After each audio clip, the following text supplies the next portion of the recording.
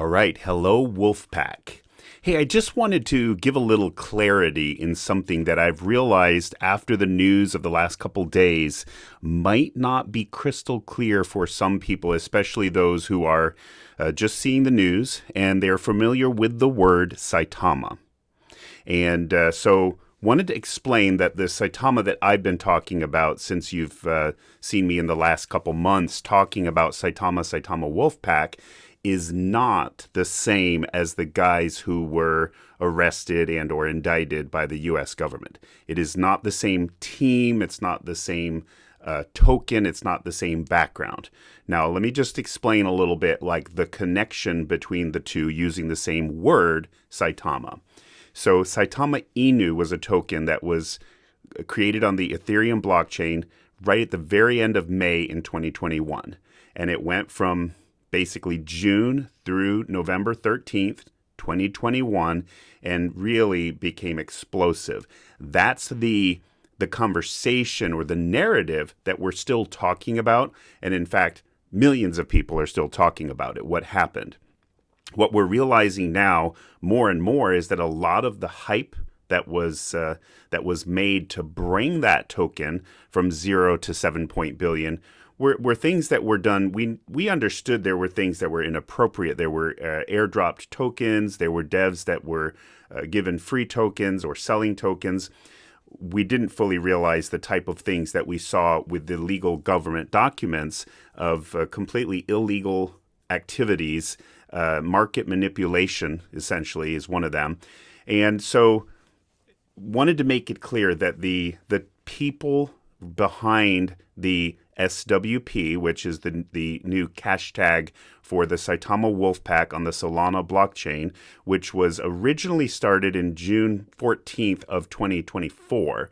And a V2, a different version of it was done. Same distribution was redistributed on September 3rd of 2024. Again, so very recent new token on a different blockchain, the Solana blockchain. I've even included here the contract address. And it's going by the name of the Saitama Wolf Pack. It's a lot of them are a different group of people, and we have a different logo, as you can see.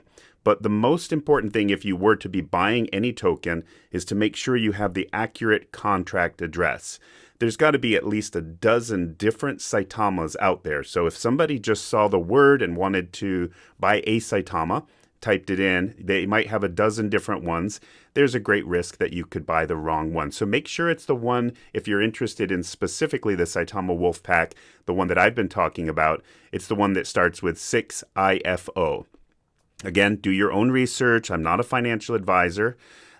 So there is a definite, clear delineation, distinction. It's not a continuation in terms of any legal entities or even development team between the original Saitama Inu token, the V1, the V2, all the way down to the STC token or the Saitama coin or the Saitama blockchain. Again, that is a completely different organization, and the current CEO and owner of that organization is one of the parties that was the original dev team that has been arrested for illegal activities. Again, everyone's innocent until proven guilty, but we understand there's some serious allegations that have taken place. So I just wanted to make it clear that the whole idea actually of the Saitama resurrected, the Saitama reborn on the Solana blockchain was to actually remove the people that were arrested, remove them from the picture, remove the trillions of tokens that were given out freely and illegally to people, and just do a standard token where the community can come together and is not participating in any of the funny business that took place. That was the whole point, was to distance ourselves from the devs, but to bring back some of the same community as well as some new community members. So wanted just to make it clear there is no connection legally. There's no connection in terms of the actual token, ownership, development, or anything of the sort between the original Saitama Inu or the STC, Saitama, and the current SWP project.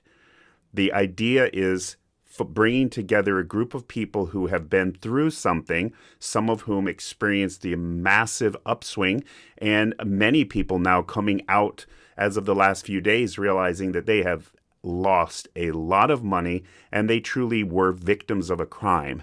And again, at the peak, there was like 360,000 people that were holders of the Saitama token. So there's a lot of people who have experienced something, whether it be this, thrill of victory or the agony of defeat. Just wanted to make sure that you understand the difference. Again, if you're interested in actually investing in anything, do your own research. My goal is that this token is going to bring awareness to what happened.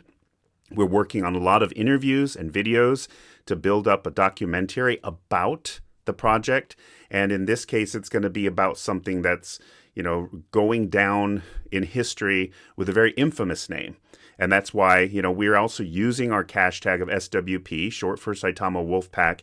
And because we recognize also that a lot of people, when they hear the word Saitama, it's a negative connotation. They're thinking of it as a bunch of scammers. Well, the general community, we're talking about maybe 6 people that were involved, maybe 10 people, maybe 20 people, out of a community of 360,000 people who didn't do anything wrong. They were just trading crypto.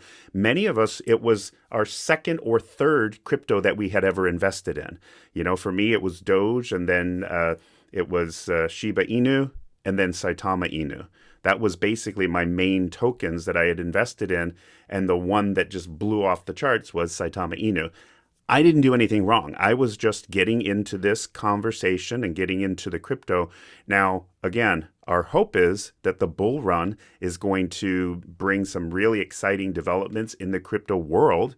What we've seen with this legal action in the last couple of days also gives us an indicator that maybe the days of the Wild West are coming to an end. The days of developers and people and influencers being able to do just whatever they want, things that they're fully aware would be illegal in the real world, in real life, that they can still do it in the crypto world.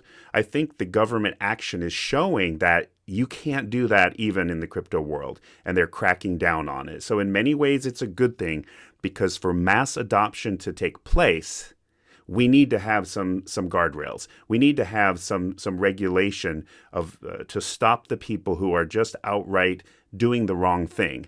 And these guardrails are going to come into place. Obviously, we see what's happening, and we're looking forward to a time when the average person can use the blockchain, can actually buy and sell tokens and NFTs and even eventually real estate using blockchain technology, but with safety and not constantly being scammed like so many people are. So in many ways, we see it as a good thing. I just wanted to make it clear the differentiation between the Saitama Wolf Pack on the Solana blockchain and any of the things that you may have been hearing negative connotations about. If you have any questions, feel free to DM me, and I'd love to hear your comments. I'll talk to you soon.